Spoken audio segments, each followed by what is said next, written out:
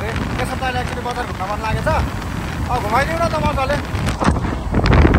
भोलि बजार यस्तै त हो